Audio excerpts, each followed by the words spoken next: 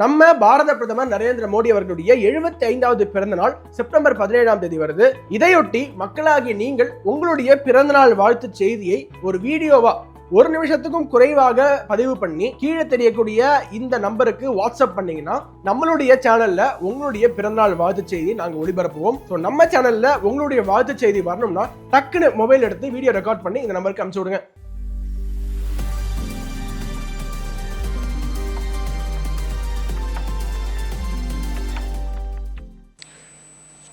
I have the responsibility now to set the tone for the event.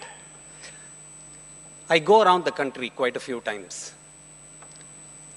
And wherever I go, friends I meet, one question I invariably get asked many times is, why is Tamil Nadu so different? Why do you hate Hindi? Why are you so against Hindu Dharma? So these are questions which very often keep coming. And I tell them, no, it's not so. This is just a media creation. Or maybe a media exaggeration. Yes, of course, there is some people who are talking about all of that. But then, when I accuse or, say that, the media maybe blows it up, I thought, it's best that media answers the questions on nationalism in Chennai. And therefore, it is best fit that, two very authentic people are on stage to clarify on nationalism aspects. In my observation, there are two identities, false identities, narratives that has been created. One is a national identity, because Sanatana Dharma is a national identity. Hindi is a national identity. Some may not like it, but nobody can belittle it. So, what happens here in Tamil Nadu, from the times of Francis Xavier, in 1543, this Spanish guy comes and lands at Thoothukudi. He wants to convert the Paravar community. And for a decade he tries to convert. And he laments, and it is there on record. He writes to the Portuguese king that these Brahmins don't allow me to convert because they are educating everybody. They have educated the masses so much that in my 1 decade here, I've hardly converted a few hundred. I've been terribly unsuccessful here. Cut that to 1816. There's a person called Abbé Dubois, a Frenchman, Jean-Antoine Dubois, also known as Abbé Dubois. He writes a book on Hindu manners, ceremonies, and customs. It's available in Amazon. This book was released in 1816, and the East India Company, despite that man being a French, lapped it up and then translated it to English for their own governance help. But that man writes, I've lived in India, in Madras Presidency, in this place, for 33 years, and I've not converted more than 300 people. And my biggest enemies here are the Brahmins. They don't permit me to convert because they have educated the entire masses. So this is what Abbé Dubois says. Now cut that down to what the British did. They did the divide and rule. They did 2 things on divide and rule. One, they divided the Hindus and Muslims. It's very clear from the history of 1857 and 1905 that Hindus and Muslims were actually a far more unified lot than what they are today. 1857, First War of Independence, were today jointly fought by the Hindus and the Muslims together. The Hindus decided that a Mughal ruler is far better than these East India Company businessmen. So they picked up Bahadur Shah Zafar. The man did not know how to tie his shoelace. But they called him and said, okay, you are the king of the rebellion. The fact that did not succeed much is an unfortunate thing. But then the Hindus and the Muslims fought that battle together against the British. Cut down to 1905, the Bengal partition. Lord Curzon, as he is known as, Curzon partitioned Bengal for sake of administrative ease. But the fact remains that he wanted to divide Bengal between the two, Hindus and Muslims. So such an uproar for 6 long years that they had to ask King George V to come down from England to India. So King George V comes down to Kolkata in 1911 and annuls the division, the partition, and announces the annexation of Bengal. 6 years our people fought together. The same people, 35 years later, in 1947, when the partition happened again, 2 million people died. 20 million people got displaced. So the fathers who fought for the unity of this land started to kill each other. Their sons started to kill each other. What happened in these 35 years? If we go back, we will understand. We go back 1906. It is very similar to you are given a cell phone. Once you are given a smartphone, you can't live without it. 1905, when the partition happened and Muslims were given a particular state, 1906, they said, oh my God, we enjoy this very much. So let's form the All India Muslim League, which was formed in Dhaka in 1906. The seeds were sown in 1906, and it ended up killing 2 million people in 1947 and displacing 20 million. This is the Hindu-Muslim divide. And then, of course, is the divide between Brahmins and non-Brahmins. There are no, mind you, there are no non-Kshatriyas, non-Vaishyas, non-Shudras. There are only non-Brahmins. That's the term generally used.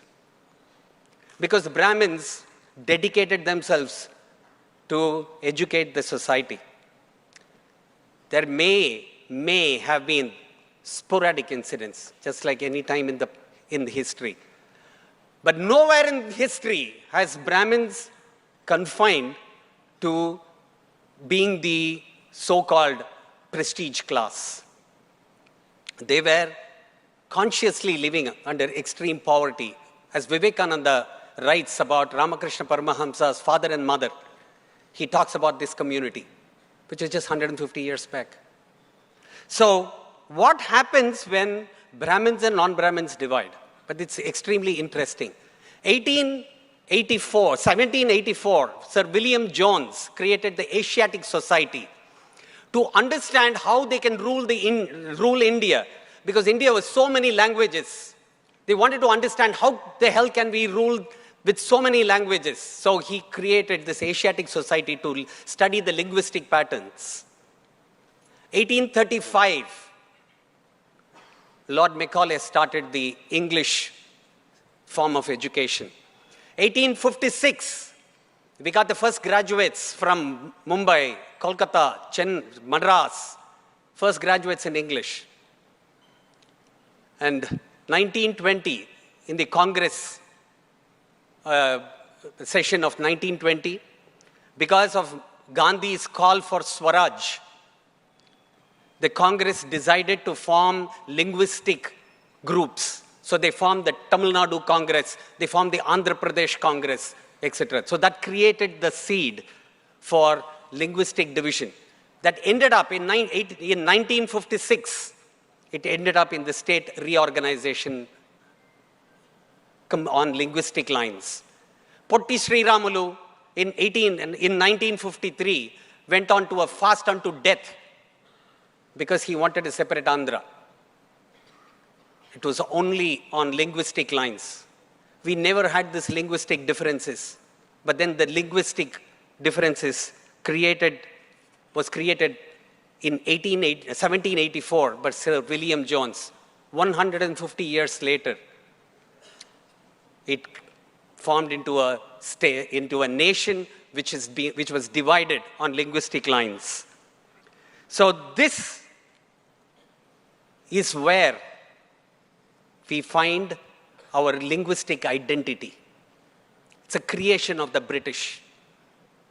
நாம் தமிழர் அப்படின்னு மார்த்தட்டிக்கலாம். ஆனா நாம் தமிழர்னு சொல்லக்கூடிய ஒவ்வொருத்தரும் எங்கேயோ ஒரு இடத்துல ஒரு ஆங்கிலேயனுடைய அடிமனையில தான் வாழறானுங்க.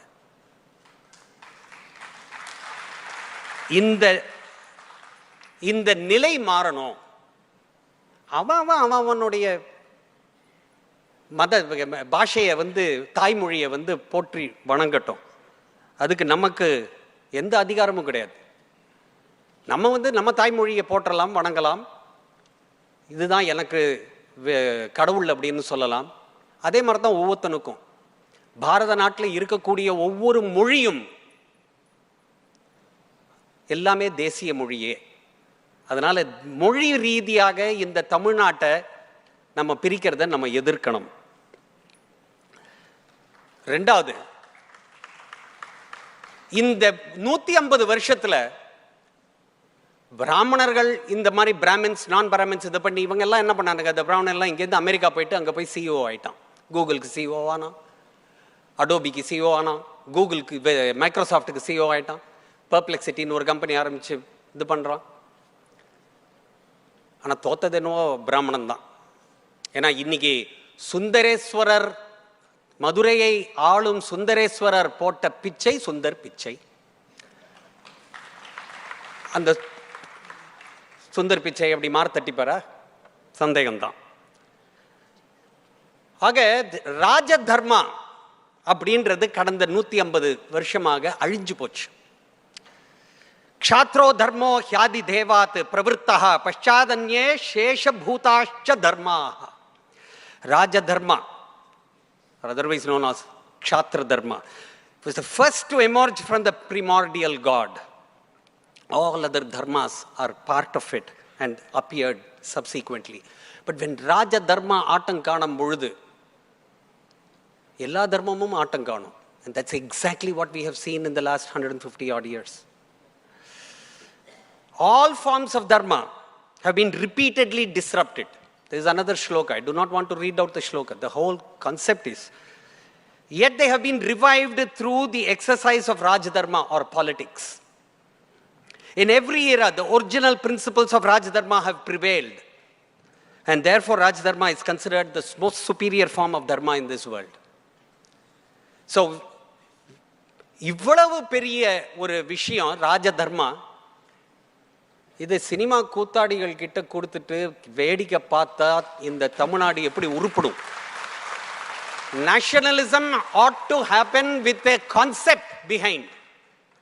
அதுக்கு ஒரு ஆழம் இருக்கணும், ஒரு அறிவு தெளிவு இருக்கணும். பாப்புலர் மட்டும் போராது. தமிழ்ல கூட எடுத்துப்போமே, நம்ம நீராறும் கடலுடுத்த நிலமடந்தை கெழிலொழுகும் சீராறும் வதனமென திகழ்பரத பரத கண்டமதில். இதனால் பரத கண்டத்தில் தான் நம்ம பேசுறோம். மணிமேகலை கூட 2ஆம் நூற்றாண்டு. ஒரு தனி ஓங்கிய திருமணி காஞ்சி பாடல் சால் சிறப்பின் பரதத்து ஓங்கிய. குளோரியஸ், பியூட்டிஃபுல், பியர்லெஸ் காஞ்சி. எப்பேற்பட்ட காஞ்சி! பாடல் சால் சிறப்பின் பரதத்து ஓங்கி பண்ணி எல்லாராலையும் பாடப்பட்ட. எப்போ? 2ஆம் நூற்றாண்டுல. அப்போன்னா எவ்வளவு காலமாக இந்த காஞ்சியை பத்தி பாடிட்டு இருக்காங்கன்னு. அந்த பரத கண்டத்துல இருந்த கவிஞர்கள் எல்லாம் அப்பேற்பட்ட காஞ்சியை அவ்வளவு போற்றி இருக்காங்களாம். அதனால 2ஆம் நூற்றாண்டுலேருந்து நம்ம தேசியம் பேசுறதுனால நம்ம சங்கி அப்படின்னு சொன்னா, தமிழ் பிறந்ததுலேருந்தே சங்கி தானே.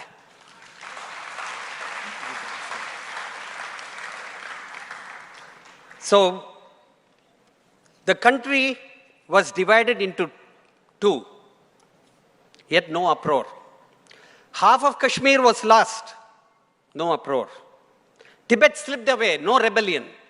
Reservation, emergency, Tashkent, Shimla, Sindhu, all wounds were inflicted, yet no disturbance. Gods garlanded with slippers and abused through. Silently we watched. Scandals after scandals came. We watched it again. When beef was banned, it was called a Holocaust. When national anthem was made mandatory, it was treated as oppression. When asked to sing Vande Mataram or Bharat Mata Ki Jai, tongues fell silent. Demonetization and GST led to chaos. So Kashmir Pandit became refugees in their own homeland, yet received no sympathy. Tears were shed for Rohingya Muslims though. So the nation was bitten by a poisonous snake, and the house went up in flames from its own lamps. This is what happened in Kashmir and in many parts of this country. It should not happen in Tamil Nadu. And for that purpose, we wanted to organize this on nationalism. We wanted to make it loud and clear that Tamil Nadu stands for nationalism, and every person in Tamil Nadu, the land with most populated temples and the most temple-going population, we have more people studying in Hindi Prachar Sabha than those in Tamil medium schools. This land stands for nationalism. This is what we wanted to convey through this message. பேசு தமிழா பேசு சேனலுக்கு ஆதரவு தந்து கொண்டிருக்கக்கூடிய பார்வையாளர்களுக்கு வணக்கம். அரசியல் ஆன்மீகம்னு மட்டும் இல்லாம இப்போ ஹெல்த்லயும் நம்ம வந்தாச்சு. ஹெல்த் சம்பந்தமான பிரச்சனைகளுக்கும் ஹெல்த் டிப்ஸுக்கும் ஹெல்த் கேருக்கும் இல்ல ஹெல்த் பத்தி ஏதாவது தெரிஞ்சுக்கணும் அப்படின்னு நினைச்சீங்கன்னா ஹெல்த் குரு சேனல் கண்டிப்பா உங்களுக்கு யூஸ்ஃபுல்லா இருக்கும். பேசு தமிழா பேசு சேனலுக்கு கொடுக்கக்கூடிய இதே சப்போர்ட்டை ஹெல்த் குரு யூடியூப் சேனலுக்கும் கொடுத்து அந்த சேனலை சப்ஸ்கிரைப் பண்ணி உங்க நண்பர்களுக்கு ஷேர் பண்ணும்படி கேட்டுக்கிறோம். நம்ம ஹெல்த் குரு சேனலோட லிங்கை டிஸ்கிரிப்ஷன்ல தரோம், மறக்காம செக் பண்ணி பாருங்க.